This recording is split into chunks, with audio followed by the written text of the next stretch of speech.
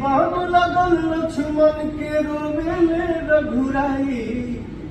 अखिया खोला बबुआ, ओ अखिया खोला बबुआ, बोलब के छोटका भाई। अखिया खोला बबुआ। जी हाँ, नमस्कार, प्रणाम दोस्तों। आप लोग देख सकते हैं कि पावर स्टार पवन ने कैसे अपने गानों को लेकर मस्ती कर रहा है दोस्तों।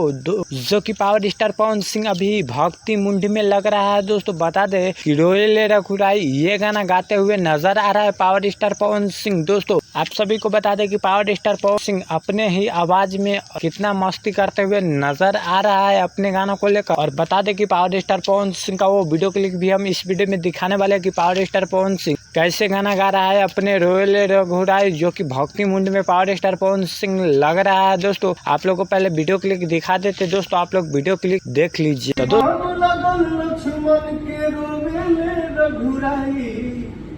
अखिया खोला बबुआ, ओ अखिया खोला बबुआ, बोलब के छोटका भाई।